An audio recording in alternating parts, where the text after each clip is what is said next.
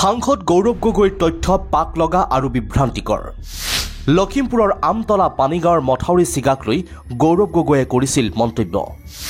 গৌৰৱ গগৈৰ প্ৰতিক্ৰিয়াৰ পাছতে সামাজিক মাধ্যমত প্ৰত্যুত্তৰ পীযুষ হাজৰিকাৰ। বাৰিষাৰ প্ৰথমটো বানে ধুৱাই নিছিল লখিমপুৰৰ বহু গাঁও, ছিগিছিল মথাউৰিৰ কিছু অংশ। এই বানৰ কবলৰ পৰা ৰাইজৰ কাষত উপস্থিত হৈছিল কংগ্ৰেছৰ সভাপতি তথা সাংসদ গৌৰৱ গগৈ।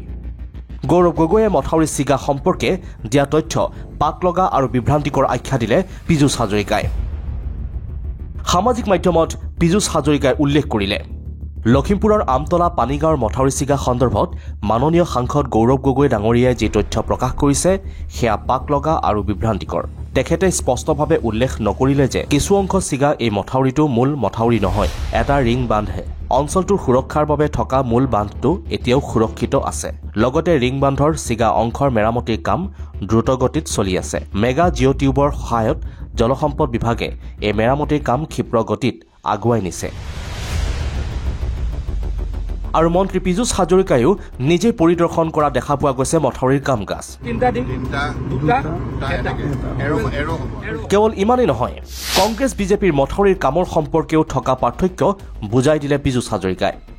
তেখেতে আৰু এটা উল্লেখ নকৰিলে যে কংগ্ৰেছ চৰকাৰৰ দিনত এটা মথাউৰি মেৰামতি কৰিবলৈ এবছৰ সময় লাগিছিল। এতিয়া আমি উন্নত প্ৰযুক্তিৰে মাত্ৰ 15-20 দিনতে মথাউৰি মেৰামতি কৰোঁ। এবছৰ আৰু 20 দিনৰ পাৰ্থক্যখিনি তেখেতে অনুভৱ কৰা উচিত। যি সময়ত টীম অসমে জনতাৰ সৈতে মিলি সন্মিলিত প্ৰচেষ্টাৰে বান প্ৰতিৰোধী কাৰ্য অব্যাহত ৰাখিছে, তেনে সময়ত তেখেতে বিভ্ৰান্তিমূলক কথাৰে বান নিয়ন্ত্ৰণ কৰ্মত অক্লান্ত যোদ্ধাসকলৰ লগতে ৰাইজৰ মনোবল ভাঙিবলৈ কৰা প্ৰয়াস দুৰ্ভাগ্যজনক।